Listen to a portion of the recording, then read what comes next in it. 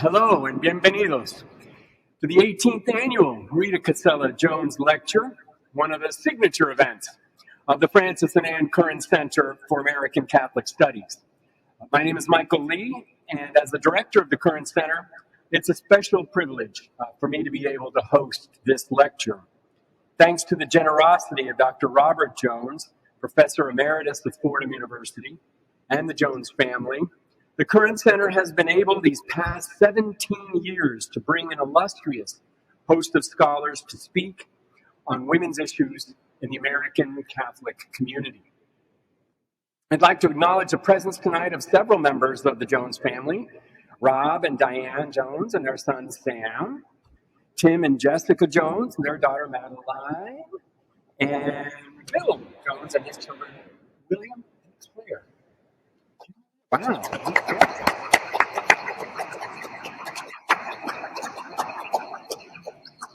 And with the digital greeting to Anne and Ken, who couldn't be here tonight, I'd just like to express our deepest gratitude from all of us at the Curran Center for your support for this amazing lecture. A hallmark of the Rita Cassella Jones Lectures has been inviting scholars who work from a range of different academic fields. Historians such as Leslie Woodcock-Tentler, Julie Byrne, and Robert Orsi, sociologists such as Mary Johnson, psychologists such as Sidney Callahan, theologians such as Elizabeth Johnson, and biblical scholars such as Barbara Reed have all drawn from their respective disciplines to illuminate women's issues. Moreover, a particular strength of the lectures has been to highlight what law professor Kimberly Crenshaw coined as intersectionality. African-American scholars Diane Batts-Morrow, Sean Copeland, and Shannon D. Williams, as well as Latina scholars Maria Pilar Aquino and Natalia Imperatori Lee, have illustrated that because systems of oppression are interlocking, the analysis of gender is inextricably linked with those of race and culture. And so we gladly welcome tonight's lecturer, Dr. Maureen O'Connell, who is Associate Professor of Christian Ethics at Salle University, holding a BA in History from St. Joseph's University and a PhD in Theological Ethics from Boston College. Dr. O'Connell returns to Fordham as a family member. I won't say rambling.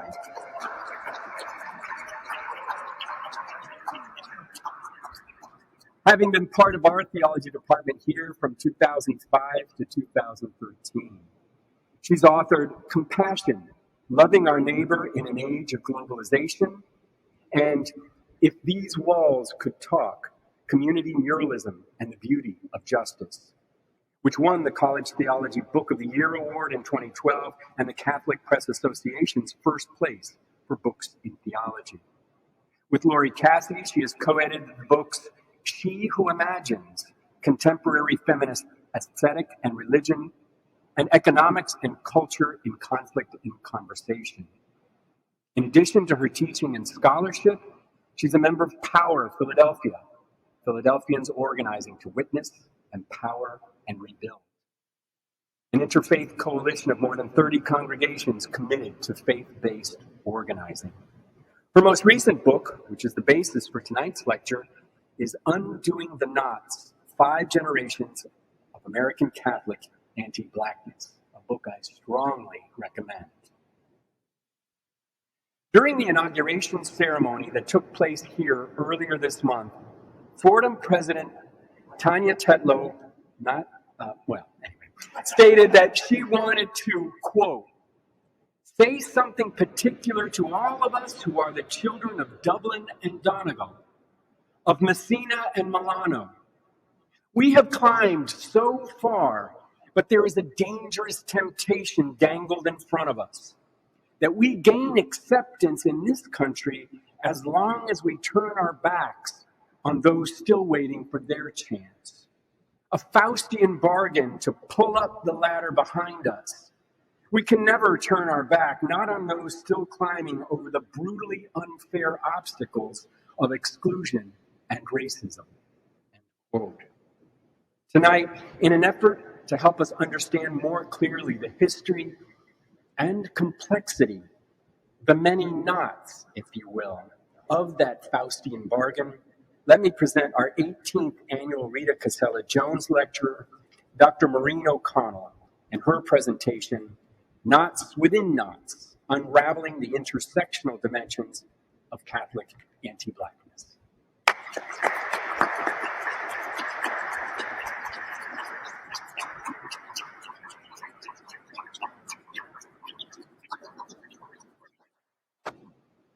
So when I was last at Fordham, I didn't need these, but now I do. So, good evening. It's really so good to be back at Fordham and not to have arrived at this campus by the Ram van. I miss so much about this amazing community, but I must say the Cross Bronx Expressway and a Ram van is not really one of the things on my list. I'm really grateful to the Jones family. It's so remarkable to see you all here, an intergenerational family honoring a matriarch. And I'm going to be honoring some of my matriarchs in my family. So thank you for this generous support of this lecture and making scholarship like this possible. I also want to thank Michael Lee and Maria Terzulli of the Curran Center for their conceptual and logistical support and guidance. I'm really excited to be back in the Fordham community, this intellectual community where I learned to trust my theological instincts for the first 8 years of my professional career. So I'm deeply indebted to the colleagues who are my thought partners and my mentors, and my good friends. And I also want to acknowledge the help I had with colleagues from the former Dorothy Day Center for Service and Justice, where I really actually started to identify some of these knots. So thanks everybody for being here, and I promise to keep references to the Phillies being in the World Series to a minimum. That's right.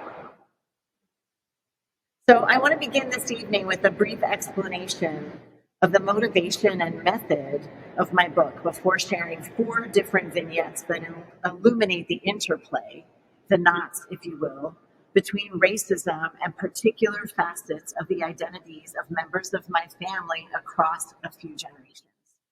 So first, the motivation for the book. In the immediate aftermath of an election season in the not-so-distant past, when it seemed as though large numbers of white Catholics were either able to bracket the overt racism of one of the presidential candidates or dismiss the prediction of Black people that said candidate would likely win, I found myself wondering, how did we, white Catholics, get here? By here, I mean a reality where 64% of white Catholics voted for Trump in the 2016 election, and 63% of white Catholics who attend Mass regularly did so again in 2020. More specifically, how did I, a white Catholic woman, a white Catholic theologian, no less, get here? Given disputed estimates of the number of women, white women and white Catholic women that voted for Trump, but it's close to a majority. Also by here, I'm thinking of a specific moment in a class I was teaching on theology and racism at LaSalle that fall of 2016, when a Black student interrupted a discussion about the All Lives Rejoinder to the Black Lives Matter affirmation, which was setting us up for impasse. And this student offered a simple challenge. When I tell people racism is real, he said, I just wish they would believe me. That comment haunted me. It still does. Why do white Catholics, and maybe even white Catholic women in particular, find it so challenging to meet that simple request? What is it about our formation as Catholics that makes it so hard for many of us to believe people of color, especially when their requests that we do so surface in Catholic communities, in Catholic spaces? In this case, in the classroom community, in my Catholic university, in the city of my family's origins, and also the Jones family's origins in the U.S. So I set out to try to figure out why white Catholics might be so conditioned to unbelief about the reality of racism, and how that unbelief may have compounded over the generations.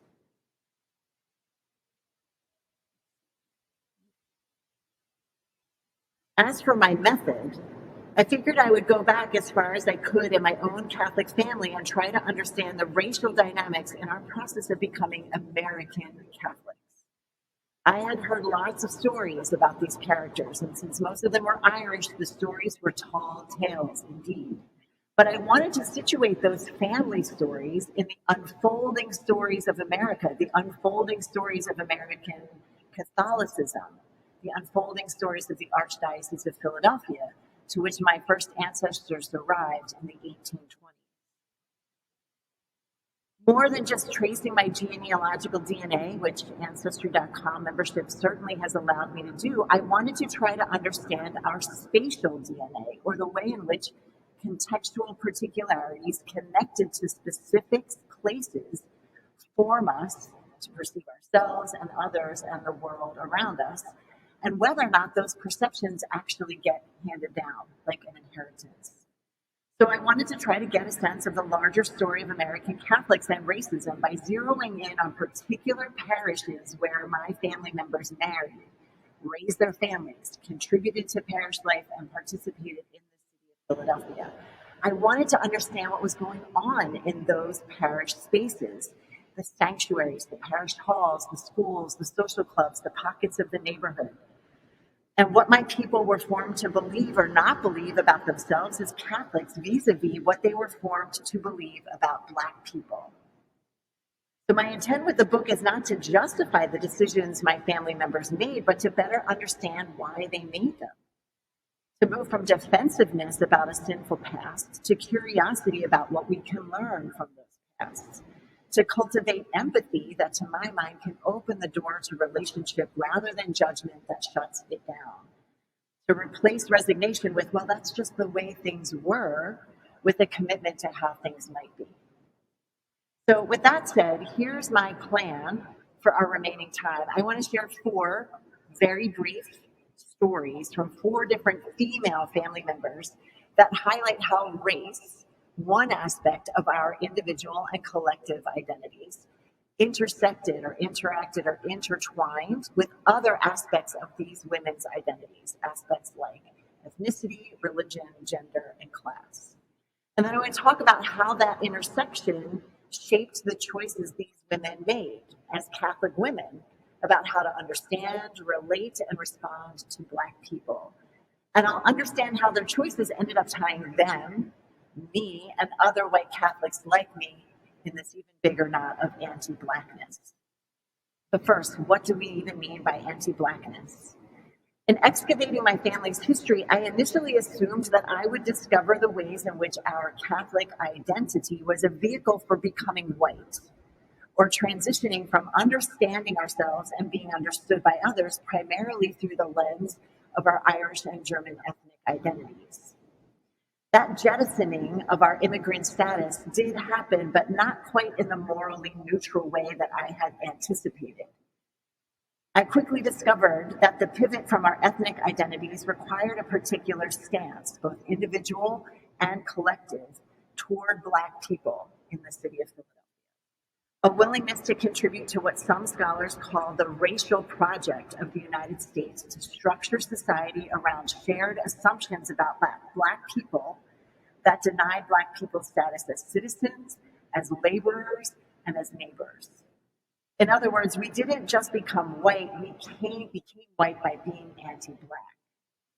And without too much digging, I unearthed the way American Catholicism repeatedly facilitated my family members in making that turn towards anti-Blackness was the surefire way that they could become white in a country that wasn't too keen on their Irish and Catholic identities. They did that precisely by denying Black people's shared identity as Christian disciples. We protected our parishes, our parish schools, and our universities from integration. We insisted on seeing Black people, including Black Catholics, through the lens of need, which led to a paternalistic and missionary stance when it came to relating to them. We performed Catholic identity in ways that ensured white expressions of it were the ideal and were closest to the divine. I need to acknowledge right up front that the invitation from the Curran Center to consider my project through the lens of the women in my family has sent me back into my research with an eye for something I didn't primarily focus on in the book. So it's been a challenging task since historical records privilege the experience of the men in my family. So in what follows, I'm going to lean into my identity as a feminist theologian and re-engage what I initially discovered with a hermeneutic of suspicion that uses the imagination to fill in the silences in the historical record and recognizes women's agency, even if it is not immediately apparent. By focusing on different facets of these four women's identities, it's my hope that we can dig a bit deeper to name the dynamics, the knots, if you will, that to my mind we keep getting tangled up in our current reality. In naming these entanglements as accurately as possible, I think we have a better chance of believing our Black brothers and sisters and figuring out together how to undo the knots of Catholic anti-Blackness. So, let's start with the intersection of racial and ethnic identities. So Emily Little, one of my great-great-great-grandmothers on my father's side, was the daughter of Irish immigrants to Westchester, Pennsylvania, the county seat of Chester County, which is immediately adjacent to Philadelphia. And at the time of her birth in 1846, it was part of the Archdiocese of Philadelphia, which had only just splintered off from the country's first diocese of Baltimore. She was the youngest of 7. Her father, Andrew, was a farmer. I found 2 different ads in local Westchester papers and the Historical Society in which he was liquidating his inventory, which suggests he was a quite successful farmer at that. It wasn't until reading news clippings in the Black History file in that Historical Society that Andrew's wealth raised uncomfortable questions I had never thought to ask about my ancestors. Did Emily grow up in a slave-owning family? I didn't even realize that the latter could have been possible in Pennsylvania until doing this research. Despite Pennsylvania's strong abolitionist stance, thanks to the strong Quaker tradition there, emancipation in the state was gradual, and there were still enslaved peoples in Chester County when her father, Andrew, arrived. Well, I'm certain he did not, and I've looked at census records that kind of give me that confirmation. That doesn't preclude the possibility that free Black people labored on the Little's farm, with free being a relative term in Chester County in the first 2/3 of the 19th century. Emily married an immigrant named John Carroll in 1866 in St. Agnes Church in the Westchester borough, the center of the county. It's the 4th oldest church in the diocese. And shortly after that, they managed the Westchester Hotel right on one of its main commercial streets. The Carrolls were part of the merchant class of Westchester. While the height of violent anti-Irish discrimination in the city of Philadelphia was somewhat in the rearview mirror by that time, questions of the suitableness of Catholics in the still young American Republic lingered. Across the Irish diaspora in America, much of whose exile was sparked by Anglo-Saxon supremacy on the island of Ireland itself, the definitive test of being fit for American citizenship was where one stood vis-a-vis the question of slavery. Emily faced the choice about the interplay of 2 facets of her identity, her ethnic identity in an Irish immigrant community and her racial identity as a white person. And the choice she faced was, what does freedom mean and who is deserving of it? Yes, she was American-born, but her husband was not. Moreover, she had more in common with disenfranchised Black people than John did. She didn't have the vote. She also experienced a stronger sense of economic precariousness in light of her unprotected status as a female laborer. Questions about citizenship and the freedoms that came with it swirled even more so for Black Americans, with whom Emily had close proximity in Westchester. So I want to show you this map. I think this is where space means so much. The location of their parish and the place of their employment is notable.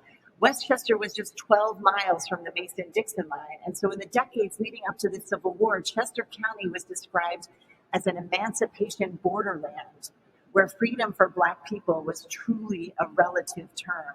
So this is a map of some of the lines of the Underground Railroad, ferrying people, shuttling refugees up across the Mason-Dixon line. You can see how it all clusters. Look at this intersection that all happens right in Westchester, right where my family was. In the day-to-day management of the hotel, the Carrolls would have interacted with Black people in all levels of freedom. Free Black people who earned or bought their freedom, but did not enjoy the same economic security as the Carrolls, as their labor was not valued, and also because they lived in constant fear of recapture. There were Black refugees being shuttled north along the busiest line of the Underground Railroad that cut right through Chester County. And there were also Black leaders of the abolition movement in Westchester itself that were advocating for emancipation or serving as conductors on that northward path to freedom. Emily would have had exposure to white Quakers working for abolition and white men who were paid by Southern slave owners to capture and return refugees. She would have had access to white people in Chester County who aided both slave catchers and Black refugees. Quite simply, there was a lot going on for her around this question of Black freedom. To prove her Americanness, should Emily focus on the promises of America that lured her parents and her husband to emigrate from Ireland? Or should she go the way of the racial compromises of America that ensured progress for some like her by denying it to Black people? She also faced a choice of what to do with the power afforded her as the wife of a reputable member of Westchester's merchant class. Should she convince John to assist with the quest of freedom for Black people through fair employment in their hotel, or maybe even contributing to funds that were collected in Westchester to buy people's freedom outright? Could they secretly offer the hotel and its activities as a way station along the Underground Railroad? Could she protect refugees by providing bad intel to the slave catchers as they passed through the hotel? Could she ask equally challenging questions of her pastor at St. Agnes, whose predecessors didn't share the ecumenical commitment to abolition that was witnessed by other faith communities right there in Chester County? A way for Emily to make her Irish identity, not to mention her Irish Catholic identity, more palatable to their neighbors in Westchester was to keep her head down and not get caught in the fray that was fracturing faith communities all over the country. And when Irish Catholics were forced to go public with their stance as the war began, Emily likely joined other Catholics in Westchester in following the lead of their pastor, who local papers touted for his public zeal for the Union, but not necessarily for fighting for Black freedom. So to my mind, this hedging your bets approach to freedom in order to jettison Irish identity and fully proclaim an American one got symbolized in this giant American flag that Emily and her fellow parishioners from St. Agnes hung across the main street in Westchester. And one of her 5 brothers marched under that flag in his deployment with the Mulligan Guard. So lots of questions about Black freedom. So where do we see the implications of the choices that Emily and many like her made in navigating ethnic and racial identities today? Consider for a moment how Catholic support for contemporary expressions of abolition called for by the Black Lives Matter movement, calls for freedom from the Black Lives Matter movement, is underwhelming. Moreover, it's hard not to wonder if the seeds for white fragility, what Robin DiAngelo has defined as the inability to tolerate the stress of racialized situations, which is a particular liability for white women engaging in racial justice work. It's hard not to wonder, did those seeds get planted in my family's history, my family's genealogy in this soil, in the name of self or institutional protection?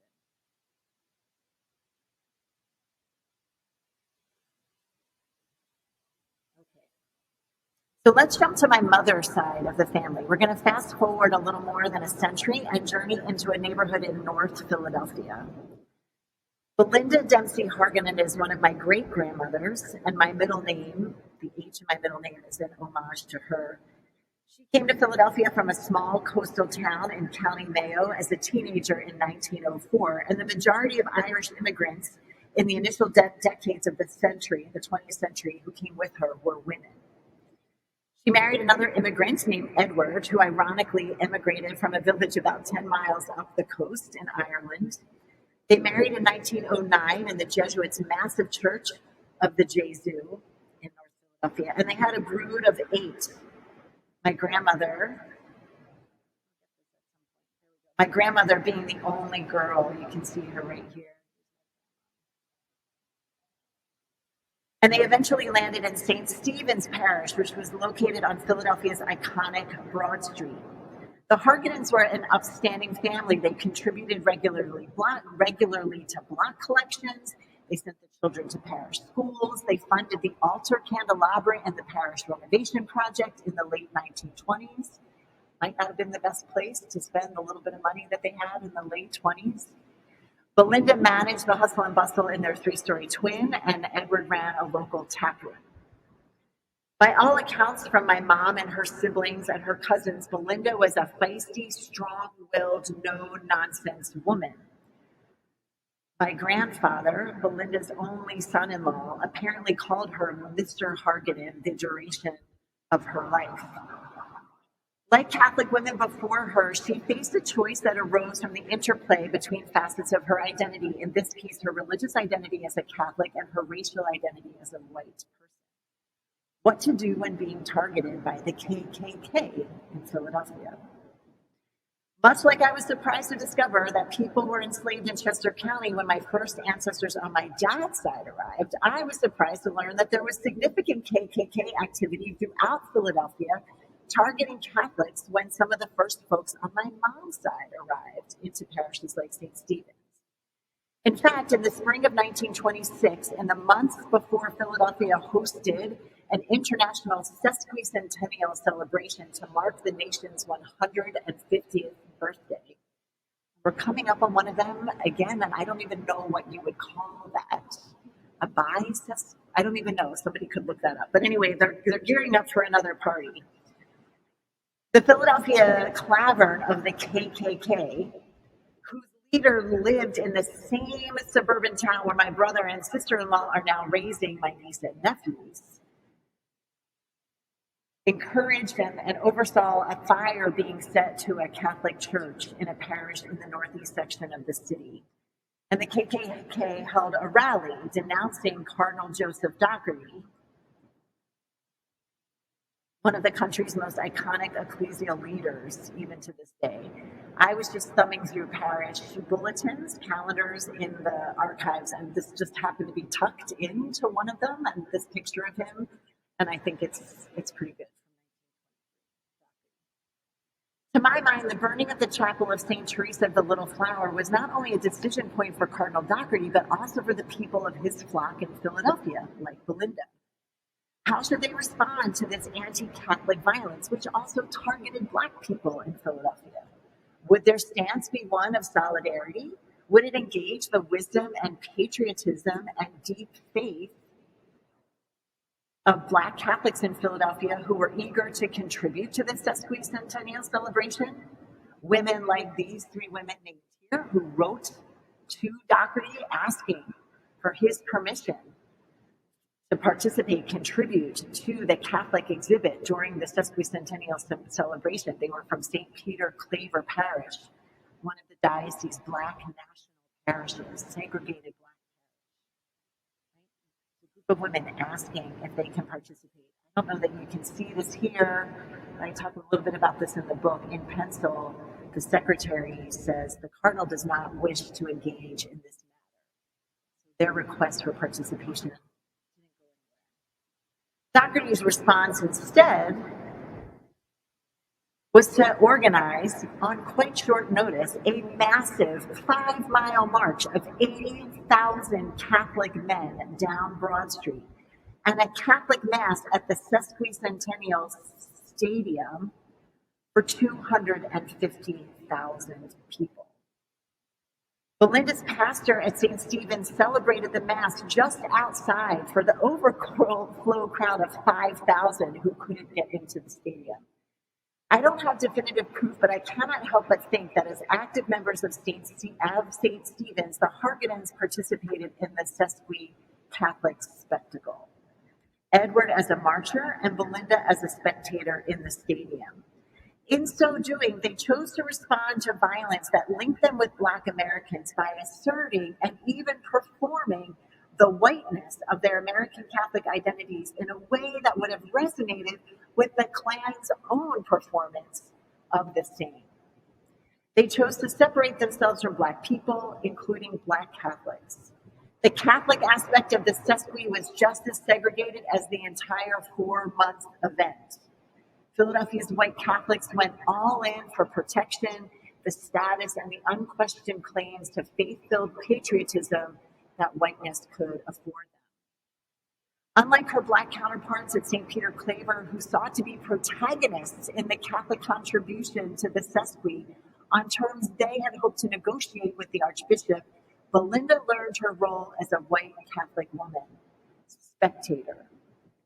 She learned to stand by her man, her husband, her parish, her pastor, her cardinal, to stand by her religion by focusing on the well-being of her own immediate parish community, to stand down as racially exclusive public performances of tribal identity defended the Catholic community to which she wanted to belong against violent bigotry, and to stand in the wake of the benefits that belonging brought her. So where do we see implications of the choice that Belinda and many others like her made in navigating racial and religious identities today? It's hard not to see contemporary expressions of white Christian nationalism as an outgrowth of this particular lineage of American Catholicism, and to recognize both active female contributions to those efforts as well as white women's presence as spectators. And we also name the anti-Black impulse in the muscular expressions of American Christian identity in the midst of perceived threats to that identity, especially its religious dimension.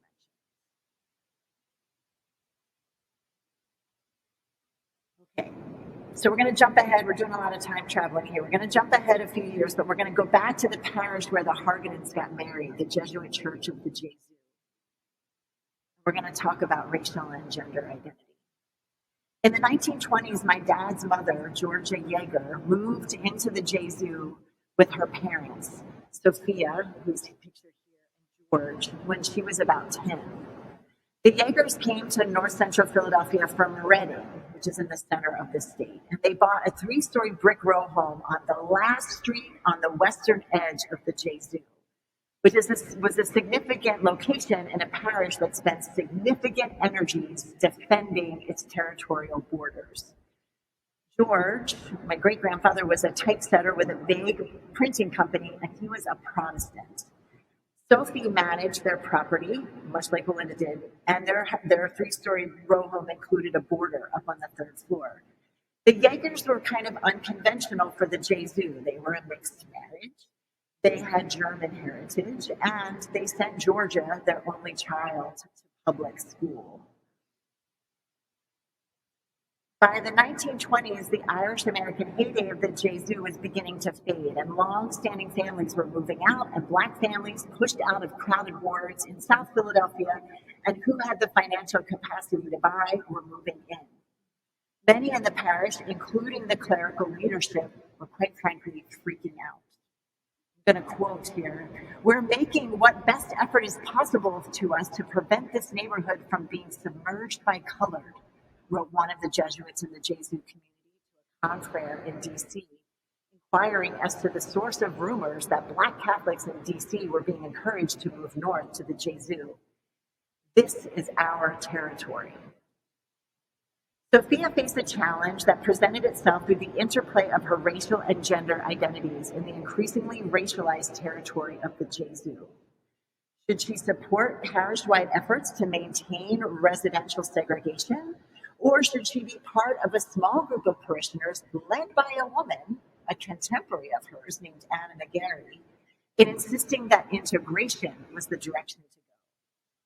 On the segregationist side of the equation, she could join the female foot soldiers of the segregationist Jesu Parish Improvement Association campaign, going door to door to encourage Black captains to monitor the rental and sale activity in every pocket of the parish. She could be part of teams of women that were engaged in beautification projects to bolster property values, or to go door to door for signatures for a parish-wide covenant through which parishioners vowed not to rent or sell their homes to Black people.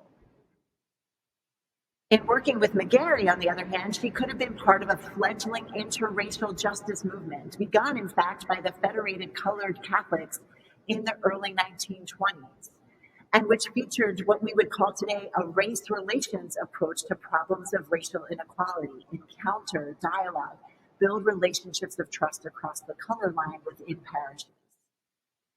I can't be sure of where Sophie landed. I have no record of her in either place, but I'm struck by the fact that white women played significant roles in defending against integration. They claimed agency that arose from a growing sense that the home was the lifeblood of the parish and that the ecclesial sphere, under the control of clerics, depended on their vigilance in that sphere. Women's domain was the epicenter of the campaign. So where do we see implications of the choice that Sophia and many others like her made in navigating racial and gender identities today, whether in terms of shaping the worldviews and actions of their descendants or the descendants of Black people in parishes across Philadelphia? Here I found unequivocal evidence that Catholics were actively engaged in advancing racism through segregationist efforts. Surely these efforts set the stage for more subtle campaigns that we wage today. Moreover, when Catholics do engage around racial justice, we do so largely through the lens of conversion of minds and hearts through encounter and dialogue that race relations model set. That might have been progressive for the 1930s or the 1940s, but it is no match for the systemic racism that has only become more entrenched since then. So race relations is a start, but it is not the solution. Also, white Catholics rallied behind claims to the right to private property during this period. And that obsession with that right of private property blinded them to the bigger picture of the threats of racism to human dignity and the common good. What about today's equally singularly focused rallying cries about the right to life, which also blind us to the bigger picture of racism as a threat to human dignity and the common good? So here's our last vignette. Oh, I'm sorry, here's the Jesu. You can see a picture of it from the cover of the parish bulletins, and here's what it looks like today. It is a massive.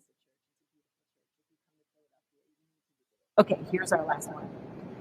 Last time traveler. We're going to fast forward to the suburbs in the late 1940s, in the years immediately following the end of World War II.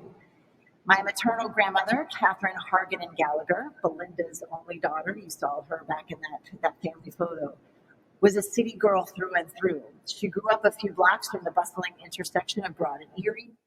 She took public transportation to her private all-girls school, St. Mary's Academy, and eventually to her job in a bank in Center City. She was married in St. Stephen's Parish under that candelabra that Belinda purchased when Edward died. The Gallaghers had all of the markers of upward social mobility. This is my mom, by the way. They had all the markers of upward social mobility. Here they are on a cruise, and I cannot find a single picture of my grandfather without him having a cigarette. So when her husband, whose friends called him Big Bill, and I think you can see that there, decided to move Sis, as she was called by virtue of her status as the only girl in a family of 7 brothers, when Big Bill decided to move their 3 kids, my mom being the second oldest, and Mrs. Harganen, to an early 19th century farmhouse on 37 acres in rural Montgomery County, so he could erect a subdivision of 200 houses, which he would build and sell in the span of 5 years to the tune of 8,000 to 10,000 apiece. Life as Catherine knew it was interrupted. Here's the subdivision, the farmhouse kind of at the center of the subdivision. And there's Big Bill, and do you notice what's in his hand? I mean, I'm not kidding. Like, there he is by one of the bulldozers.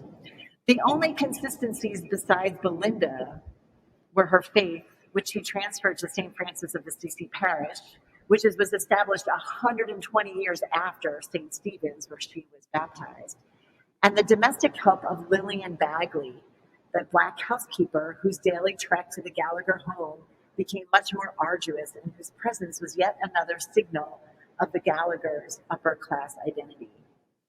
Catherine Gallagher faced a choice in that move from the city to the suburbs. What seeds of her upper middle class Catholic identity would she plant in new suburban soil, precisely as her husband was building the housing stock to grow white Catholic presence in that very suburb? I unexpectedly and almost hauntingly found the answer to that question in the first reel of microfilm I unspooled in my research for this entire book project. I am still kind of haunted by this. While looking for an ad for that subdivision my grandfather built, which would provide evidence that he sold his homes only to white people because he would have gotten money from the GI Bill or the Veterans Administration, both of which precluded or prevented or made it illegal to sell those homes, GI-funded homes, to Black GIs. While looking for that ad, I found instead a story about a St. Patrick's Day minstrel show that St. Francis school children and adults from the parish put on St. Patrick's Day in 1950 to raise money for a new building for the parish. This is literally the first spool of microfilm I pulled out in the Montgomery County Historical Society. My mom and uncle, pictured here, my Uncle Bill and my mom right here, about this age. They were second and first graders respectively. Their names appear down here in the fine print, and I try to zoom in later. They don't have any recollection of this.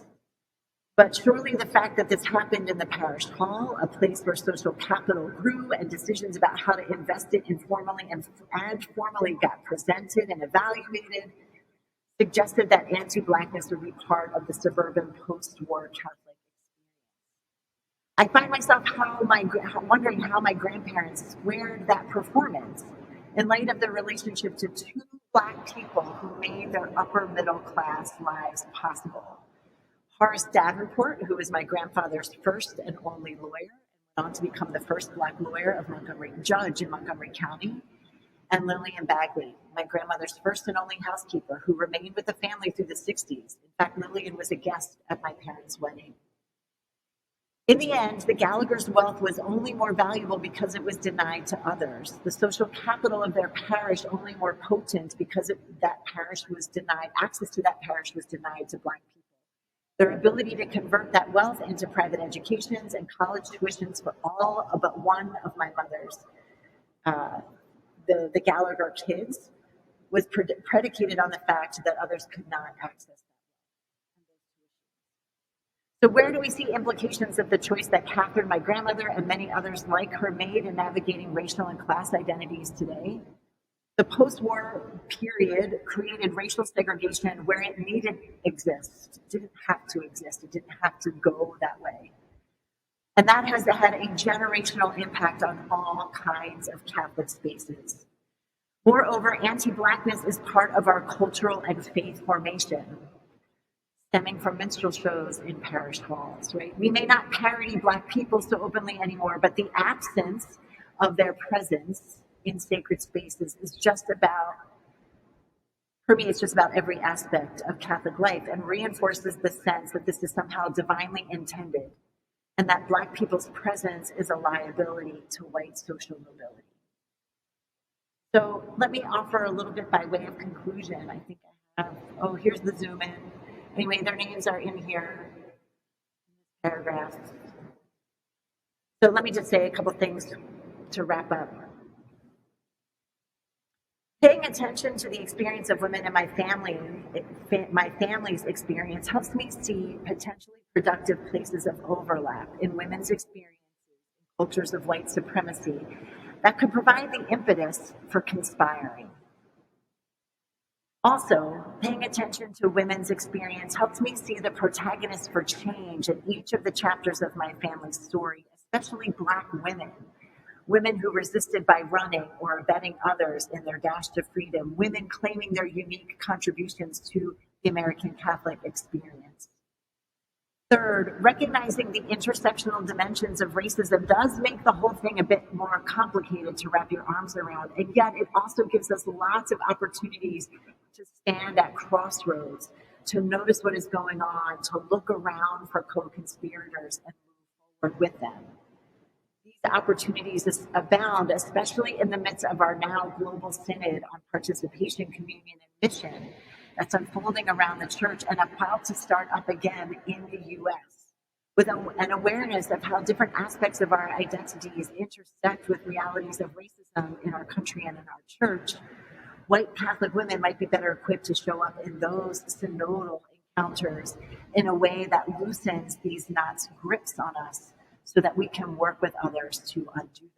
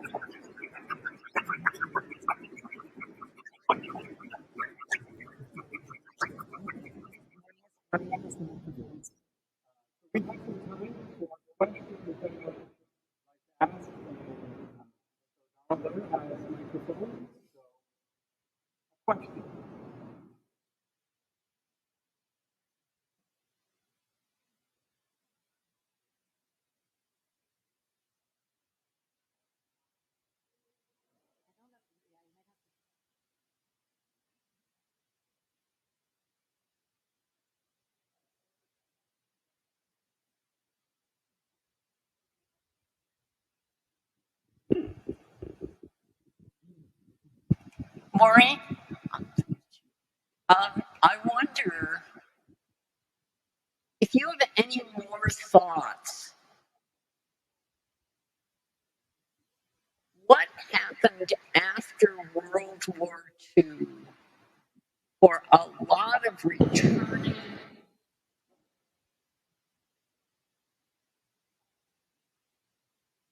lower middle class white Catholic soldiers who could buy? I mean, that's Levittstown. Those houses weren't real expensive. I mean, those were hardly McMansions. But the fact that the GI Bill worked the pernicious way it did has had such an enduring impact. And there's,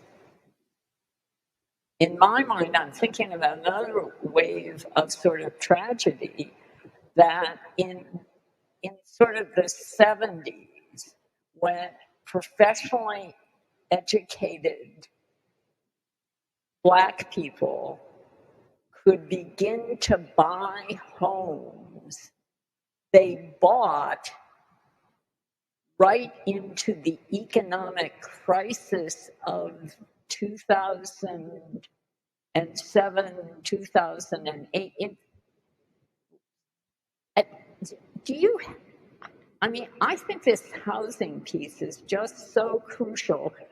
Could you maybe say a little bit more about it, or have you thought about it closer to our own time, sort of more toward this moment now? Great question. I am indebted to the work of Richard Rothstein in The Color of Law, where he tracks the history of housing, residential segregation in the beginning of the 20th century. He's got a new book coming out that's looking precisely at what is happening in the 21st. It should be out very soon. So he was very helpful for me. He was the one who said to me, because he came and gave a talk at LaSalle, and I told him about this project, and he said, go find these ads. If your grandfather paid to have somebody go up and take aerial shots of his development, he paid for ads, right? So he was the one who was really encouraging me to look at that.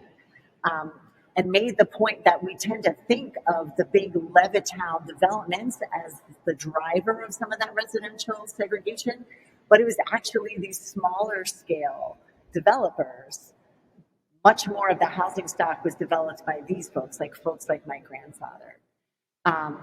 So I just have found him to be very helpful. I went and looked at so I could not find that ad, but I also kind of got a little bit exhausted. I found lots of other fascinating things, but I did go and look at the deeds to see if there were any kind of covenants that were written on any of the deeds for these houses, and there were not. So, I mean, that's, a good indicator. I think in terms of your question about thinking about the impact of this in our contemporary reality, the Church of the Jesu, so I think if I have to go back a little bit, where all of that work to keep that parish from integrating in the 20s and the 30s and the 40s, it's now the epicenter of gentrification in the city of Philadelphia.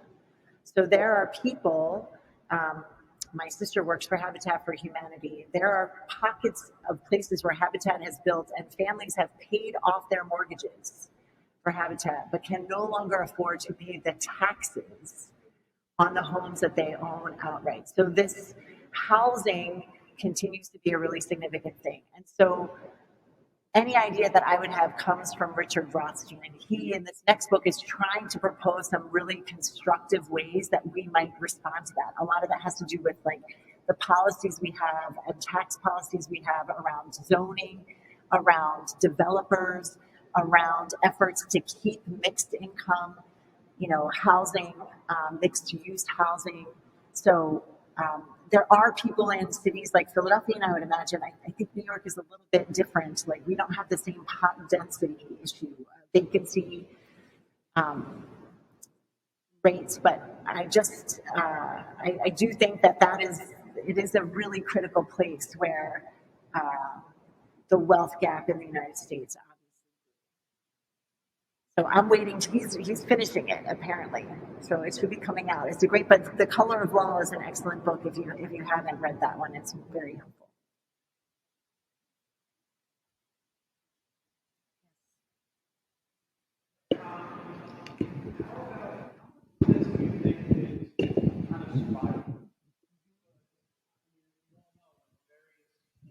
When the Italians came, when the Irish came, they didn't get along. And so how much of this is just like, okay, well, we're all Irish, we're all together. How can we survive? This is one way to survive. Can you speak to that at all? No, I think that is a really good, a very good question. And we know that the desire to belong and be part of an enclave is important for networks, for social capital, for the kinds of relationships that help you. I think that was certainly the case for some of the earliest folks in my family who arrived at the height of anti-Irish discrimination. But as I saw my family continue to progress, I think it was less about survival. I really, I think by that time, one of the things that I'm wondering, or I think people, even by the time the Gallaghers come along and they're all gussied up and able to go, on cruises and send their children to college. I don't know how much it is about survival for them. I think they have learned practices and ways of understanding and frameworks of meaning that they don't challenge, and nor are they formed to challenge. Church leadership is not challenging it. Their pastors aren't challenging it. Bishops aren't challenging it. Curriculum, we were talking about this earlier today, like curriculums in schools are not challenging it. So, and that's why in sharing some of the book, people have a dear friend who is Irish descent from Boston and is working class Boston. And she was the one who said to me, you need to recognize that you're sharing your story out of a middle or upper middle class Irish experience. This was not her family's experience growing up as a working class family in Boston. So I think the question is well taken. I think that how do we see a desire for survival as being a common denominator where we can start to build coalitions of solidarity around that as opposed to continuing to compete with one another. That's the ongoing invitation, right? So it's a good question.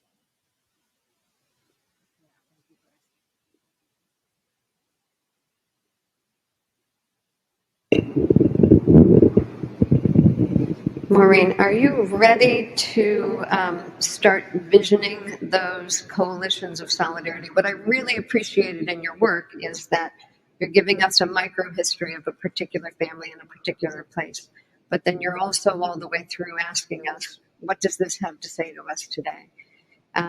But the next step of stepping into that and building those coalitions of solidarity, will the church have any role to, like, do you think that the church is actually going to have a role to play in that, or do you see that building of those coalitions happening in other I don't have a lot of hope for the leadership of our institutional church in the United States being a place that will build those coalitions, but I'm wondering, and not really even in a Pollyanna-ish way, if the synod process could provide an opportunity process is inviting everyone to be protagonists and to become protagonists through sharing of story and listening to story. As a far more seasoned organizer than I am, you know the power of story to build meaningful coalitions, potentially build meaningful coalitions among people. So I do think that we need some kind of process that gives us an opportunity to really listen to one another and then discern together some steps that we need to take. Like, you can't stop with just listening. But I think there are pockets and examples. So I was just at the Ignatian Solidarity Network's Teach-In for Justice over the weekend, and a woman came up to me from the Diocese of Richmond and was saying that there are multiple parishes in the Diocese of Richmond who are committed together to working around a process of education and discernment and action. And that is not just one parish, it's a collaborative of parishes, and the bishop is aware and supportive, of this work. So I think the folks who feel compelled by wanting to do right by this history in a different direction moving forward, to my mind, like, the synod is an opportunity for that. It really can be. We haven't heard a lot about the synod in our country, and I wonder, there might be a reason why we haven't heard a lot, because it does have the power for some real transformation of entrenched isolation and difference. So I don't know, Janine, I'm sort of hopeful about it. Hi, can I ask you a quick question? Thanks so Yes. much. This is really interesting. And you build here what is really a social history of your family. Built out of snippets of information that you're able to find, scraps, the social and the demographics, right? That relate to the way that you're. It might be that you're close to here. I can repeat it. Yeah. Sorry, John. Demographics, the social history, Yeah.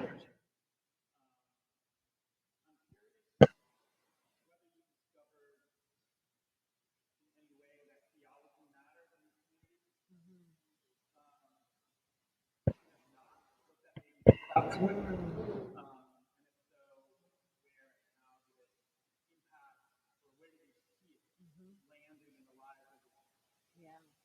a really great question. Where do we see theology?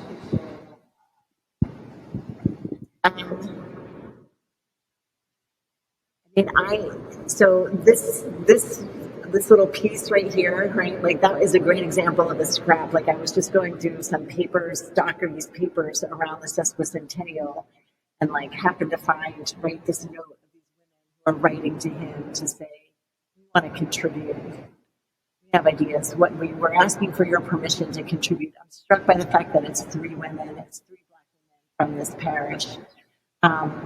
Clearly, there's some kind of theology that's animating them. There's some kind of sense of identity. There's some kind of sense of what they want to witness and share.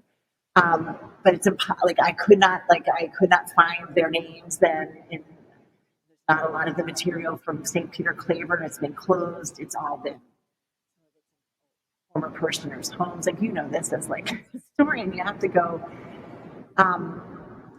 Other than that, I don't know that I did see a lot of theology. I saw, I didn't get to. There were some big sermons. So like all of the sermons from the sermon from the Sesquicentennial, for example, was printed in the Catholic Standard, the Catholic Standard and Times. That was all about a very muscular, patriotic Christianity, but Catholicism, wanting to be right at the heart of that and serving the country and serving there at the beginning and serving the future of the country. So there were places where there was that kind of a public theology that was blending Catholicism and patriotism at critical points. There was a little bit of invoking Catholic social teaching and the stuff at the Jesu around the segregating of the Jesu. And the efforts to segregate the Jesu, because there was a lot of talk of rights, right to private property, right, and that would have just been promulgated, in some of the early teachings, right, like Rerum Novarum and then Quadragesimo Anno. So, like, you could see there was an attempt to use some of the principles of Catholic social teaching to make arguments for we are justified in doing this. We need to protect our homes because this is our property and we have a human right to. But I didn't see a lot of theology. And then I think we, as scholars of religion and scholars of theology, I think all of us, we could ask, do we see a lot of theology even in our parish formation right now? I don't know. Maybe we do, maybe we don't. But I did not. And I the story of those three women, I wish I could find, because I'd love to know what theirs was a story that I would really love to know, because there was clearly something that was animating those three women. And they persisted. They wrote another, then they sent another letter and it was typed. They thought, well, maybe we have to type this and the cardinal will respond. And again, the same secretary wrote, the cardinal does not want a hand in this matter. So, yeah, it's a good question. I don't know how that lands for you as an answer. But yes, Brad, you can ask a question. In my neighborhood,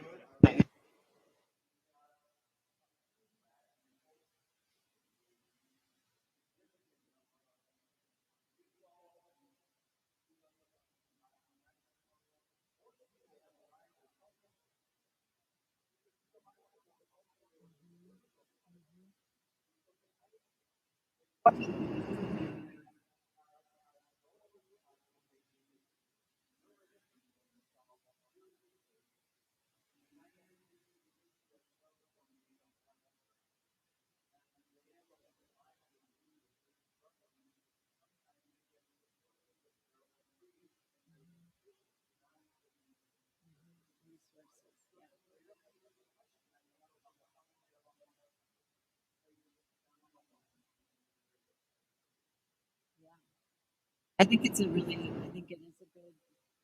good question. It's hard not to see the activity that went on in parish halls, like St. Francis Parish Hall and the minstrel show. That was not unique. They were everywhere. I would suspect if you went back and looked at Fordham yearbooks, certainly if we look at LaSalle yearbooks, there we have images of students performing. So I do think that there were distinct cultures that were celebrated, but I think they were a kind of American Catholicism that really reinscribed that sense of, if anything, kind of Irish Catholicism as being the dominant or most powerful expression of the one that had the most power, political power and social power, at least in a city like Philadelphia. And the tragic story that continues to unfold about parishes that were created to contain Black people, that weren't territorial, but Black people were compelled to go there because they weren't welcome in other spaces. Those were also the parishes that get closed in mergers. And that's also continuing to happen today. Particular benchmarks for what makes parishes viable or healthy. But there's an absence of a vibrant culture, and I think that's a byproduct or a result of whiteness, which is largely without distinct culture. It is something by virtue of what it is not.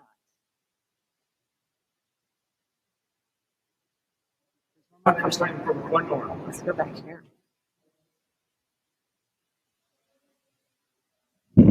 Oh goodness. All right.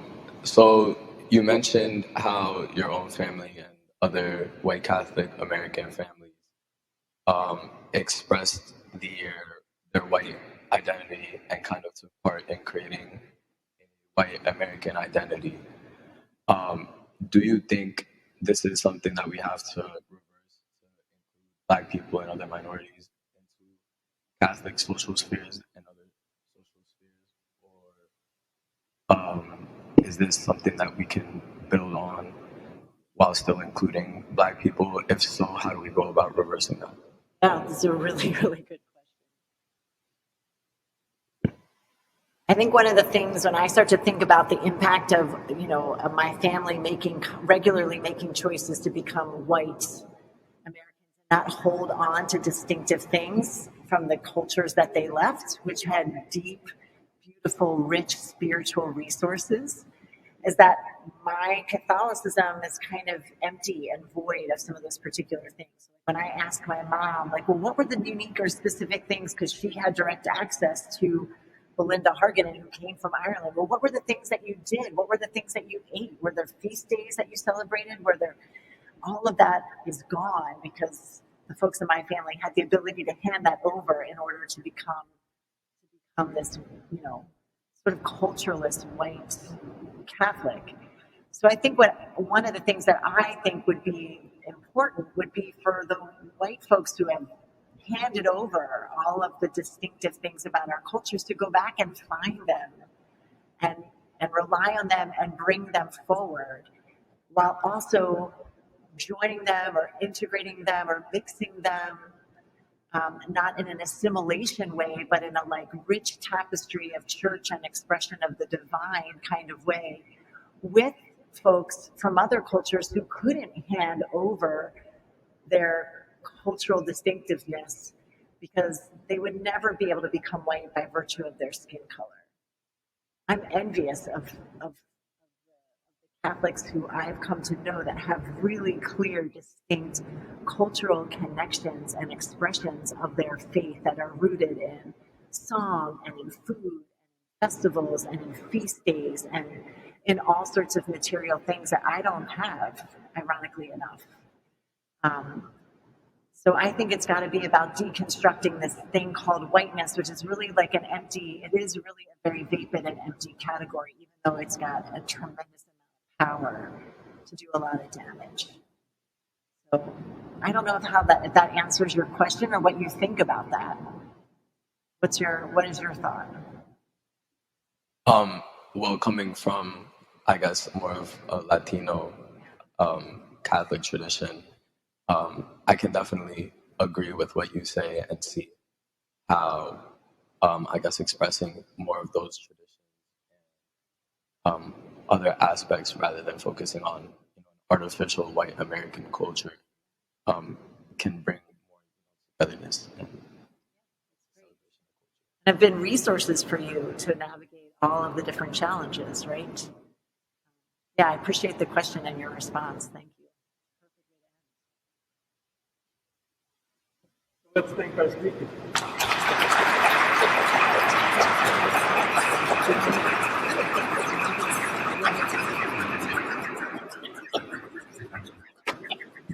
I also want to thank the Jones family for their support of this lecture year in and year out.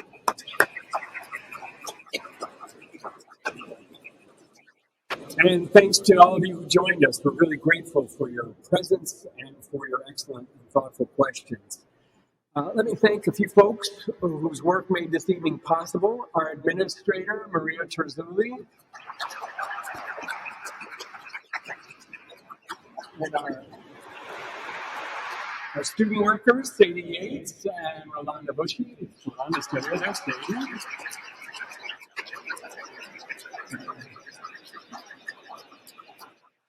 to those in IT who will allow us to share this wonderful lecture online. It will be made available. And finally, a thanks to all of my colleagues at the Curran Center, to Angela Lima O'Donnell, to John Seitz, to Michael Peppard, who do so much to advance Catholic studies at Fordham. It's a team effort, and every one of our members is valuable. Our next major event will be with Professor Teresa Keeley. She's Associate Professor of History at Louisville University, who will deliver a lecture entitled, "Who Counts as Catholic? Central American Proxy Wars and the Battle for Catholic Identity," which is based on the subject of her recent book, Reagan's Gun-Toting Nuns, the Catholic Conflict Over Cold War Human Rights Policy in Central America. It will be held on Monday, November 14th at 5:30. We hope to see you there. So that is all. We thank you. Good night, and hope to see you soon. Cuídense.